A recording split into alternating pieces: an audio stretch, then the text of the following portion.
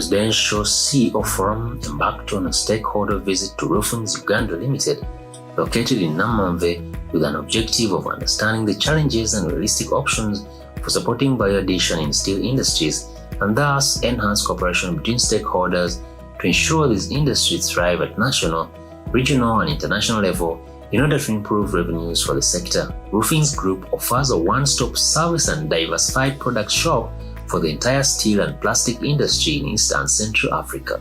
The world of Roofings Group is one without boundaries, growing, changing and challenging, an environment that embraces different skills, continuous innovation, sustainable growth and a better quality of life. We are into innovation, investing so much. So this thanks to the support of the government in situation.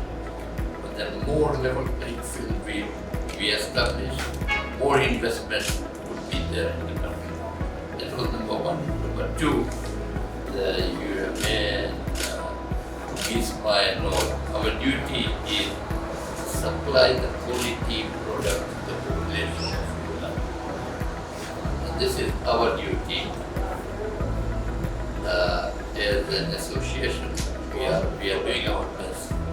And recently, you've seen the last 2-3 years, UNPS and all is very supportive. The standards are improving in the construction industry, the reinforcement bars and all the products in construction industry improving.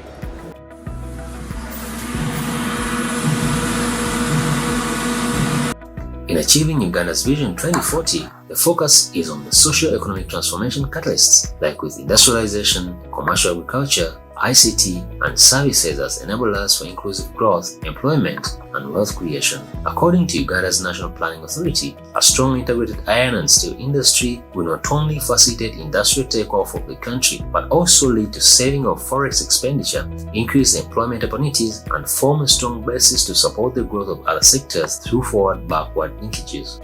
We are, at the moment, doing our level best to satisfy the local market. And I would say almost 60% of our production is consumed within the local market, and about 40-45% goes to the export market. At times, we would say the export market is actually doing better than the local market, but because most of all the exports that we do are on cash basis. So that is a very good source of foreign exchange earning.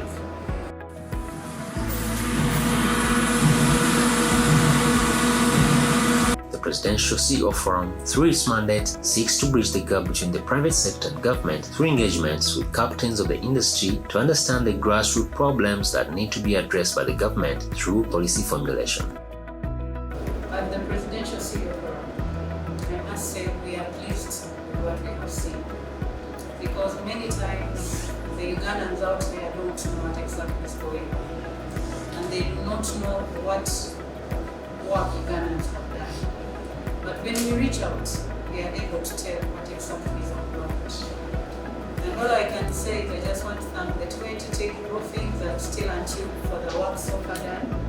We've seen very massive investment, a lot of very high-tech infrastructure in the 2 entities. Gender equality employment, which was very impressive in both entities. The President has over time talked about value addition. And when you come to these 2 entities, you see very high technology value addition. And this has been the pride of the President. And if this is being done in Uganda, then I can say if we have more entities like this doing such work, Uganda will go a long way in seeing better tomorrow.